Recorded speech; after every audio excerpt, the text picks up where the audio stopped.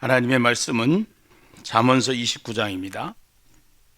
1절로부터 3절까지만 보시겠습니다. 자주 책망을 받으면서도 목이 곧은 사람은 갑자기 패망을 당하고 피하지 못하리라. 의인이 많아지면 백성이 즐거워하고 악인이 권세를 잡으면 백성이 탄식하느니라. 지혜를 사모하는 자는 아비를 즐겁게 하여도 창기와 사귀는 자는 재물을 잃느니라. 아멘. 우리가 살아가는 세상은 백성이 있고 통치하는 왕이 있어요. 지도자가 있어요. 우리는 하나님의 나라에 속한 사람들이기 때문에 예수를 믿고 나서 예수를 믿은 사람들은 하나님의 형상을 회복하고 하나님의 형상으로 지음을 받은 우리가 본래 왕같은 제사장으로 하나님이 우리의 신분을 격상시켜 주심으로 말미암아 우리는 왕같은 제사장이 다 됐어요. 그래서 우리가 가지고 있는 신분은 왕같은 제사장의 신분을 가지고 있습니다. 그래서 왕같은 제사장이 이 땅에 사는 동안 어떻게 살아야 될 것인가 하는 것을 하나님께서는 말씀을 통하여 우리에게 계속 말씀해 주시는데, 오늘 잠언 29장은 리더, 지도자는 어떻게 살아야 될 것인가, 또 백성은 어떻게 살아야 될 것인가, 이 부분에 대해서 성경은 우리에게 말하고 있습니다. 우선 이 세상에는 지도자들이 있는데 그 어떤 지도자가 되어야 되는가, 그 지도자의 좋은 지도자상을 뽑으라고 그러면은 우선 이 지도자는 전문성이 있어야 된다. 그것을 효율성이다 이렇게 얘기를 해요. 그만큼 그 분야의 전문가가 되어야 된다. 또 두 번째는 윤리적이어야 한다. 또 세 번째는 비전이 있어야 한다. 또 네 번째는 그 한계를 인정하고 일을 나누어 주는 지도자가 좋은 지도자다.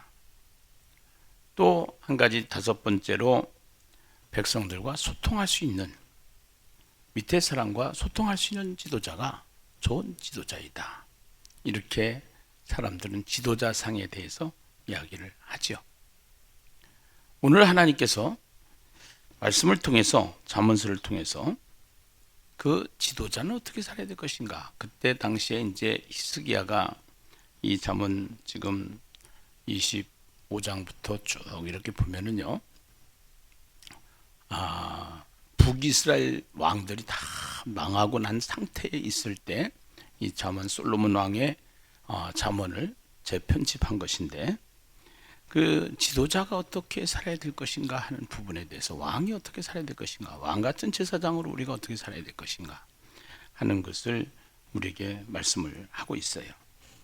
그래서 우선 왕 같은 제사장으로 사는 우리가 왕의 신분, 지도자의 신분은 첫 번째는 하나님의 말씀을 들으라는 겁니다. 하나님의 말씀을 듣고 살라는 겁니다. 1절에 보면은요, 자주 책망을 받으면서도 목이 곧은 사람은 갑자기 패망을 당하고 피하지 못하리라, 그렇게 얘기를 해요. 자주 책망을 받으면서도 목이 곧은 사람, 하나님의 음성을 듣기 싫어하는 사람입니다. 하나님하고 상관없이 살아가려고 하는 사람입니다. 자기 생각으로 살려고 하는 사람입니다. 그래서 우리가 제일 중요한 것은 하나님의 말씀을 들어야 한다. 그 다음에 두 번째는 목이 곧은 사람이 되지 말라는 얘기죠. 첫 번째는요. 두 번째는 정의를 세우는 사람으로 살아야 된다. 그 법 앞에는 만민이 다 평등하거든요. 4절을 보면은 왕은 정의로 나라를 견고하게 하나 뇌물을 억지로 내게 하는 자는 나라를 멸망시키느니라. 결국은 우리가 법치주의 하는데 세상 나라는 법을 가지고 기준으로 해요. 그 법이 무너지면 안 돼. 그래서 법을 만들어 가지고 세상은 통치를 하게 되는 거예요. 그래서 이 가만히 성경을 보고 우리가 세상을 보면은요, 아, 세상이 왜 이렇게 돌아가는구나. 그 여당 야당이 있어가지고 우리는 이 세상 나라 정치가 인간이 만든 이즘이라고 하는 거거든요. 뭐 자유민주주의, 공산주의 다 이론이 좋아요. 나름대로 또 성경에다가 다 기반을 두고 얘기를 해요. 그러나 인간이 만든 이즘은 불완전해요. 그렇기 때문에 민주주의를 택해서 민주주의 사고를 가지고 가든 공산주의 사상을 가지고 가든 우리는 잃어버리면 안 되는 것이 있는데, 떠나면 안 되는 것이 있는데, 그것이 뭐냐면 하나님의 정의입니다. 하나님 말씀이죠. 하나님의 법이에요. 네. 그래서 이 정의로 나라를 견고하게 세워야 한다는 것이죠. 결국은 정의는 나라법도 나라법이지만 더 중요한 것은 성경의 기준을 가지고 하나님의 법을 떠나면 안 되게 되는 줄로 믿습니다. 세 번째는 백성을 돌보는 왕이 되어야 한다는 것이에요. 12절로부터 보면은요, 관원이 거짓말을 들으면은 그의 하인들은 다 악하게 되느니라 그래요. 네. 이 관원들이라고 하는 것은 결국 통치 지도자들을 말하는 것인데요. 이 통치 지도자들이 거짓말을 들으면은 그의 하인들은 다 악하게 되느니라.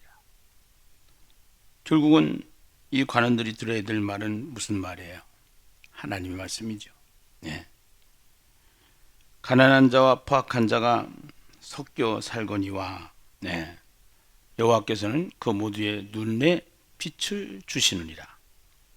왕이 가난한 자를 성실히 신원하면 그의 왕위가 영원히 견고하리라.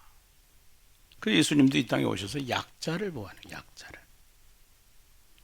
약자를 보호하는 것인데, 그 약자를 보호하는, 그래도 하나님의 나라 교회가 이 땅에 세워지면서 사실은 많은 사이의 약자들을 돌보는 역할을 이름 없이 빛도 없이 교회들은 해왔죠. 근데 나라가 잘 살게 됐어요. 그러다 보니까 이제 나라에서는 복지라고 하는 이름을 가지고 이 약자들을, 사이 약자들을 돕습니다. 제도적으로. 네. 근데 오늘 우리가 교회들이 그 일을 국가에서 이제 잘 살다 보니까 그 부분을 많이 놓치고 있는 부분인데, 우리는 그 속에서도 약자들이 있습니다.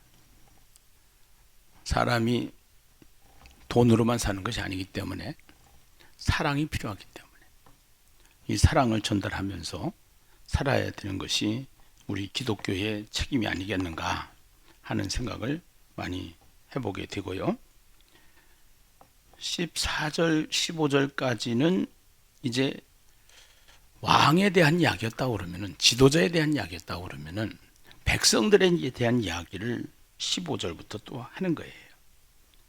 그래서 그 백성들은 하나님은 우리를 어떻게 다스리는가 하는 것을 생각을 해봐야 되는데요. 채찍과 꾸지람이 지혜를 주거늘 임의로 행하게 버려둔 자식은 어미를 욕되게 하느니라. 악인이 많아져도 죄도 많아지나니 의인은 그들의 망함을 보리라. 결국은 악인이 많아진다는 것은 하나님의 말씀을 무시하는 겁니다. 그리고 의인은 그들도 망함을 보리라. 그렇게 했는데, 네 자식을 징계하라. 네 자식을 징계하라. 그리하면 그가 너를 평안하게 하겠고 또 내 마음에 기쁨을 주리라. 이렇게 얘기를 해요. 부모가 자식을 다스린 같이 우리는 하나님께서는 우리 인생을 다스리신다는 거예요. 그래서 하나님 아버지 그러잖아요. 우리는 하나님의 자녀잖아.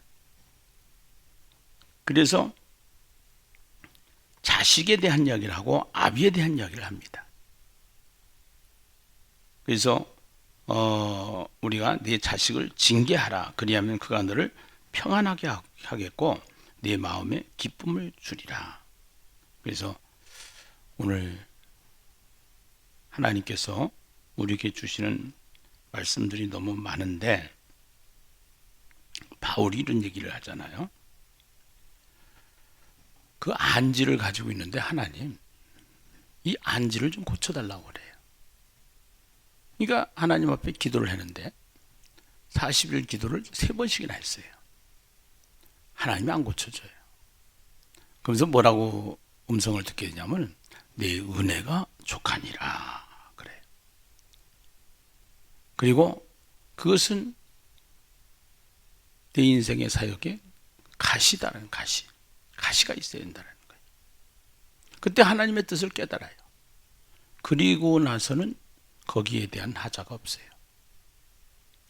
오늘 우리가 인생을 살아가면서 부모님의 말씀을 들어야 되는 것처럼 하나님의 말씀을 가지고 살면은 우리는 하자가 없는 인생을 살 수가 있습니다.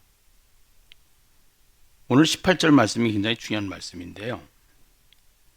묵시를 받아들이는 자세로 백성은 살아야 된다는 겁니다. 묵시가 없으면 백성이 방자에 행하거니와 율법을 지키는 자는 복이 있다 그럽니다. 묵시는 계시입니다. 하나님 말씀의 별명이 계시예요. 하나님의 말씀을 별명으로 얘기한다면 계시다 이렇게 얘기하면 돼요. 그 얘기는 무슨 얘기냐? 하나님 말씀이라는 거예요. 묵시가 없으면은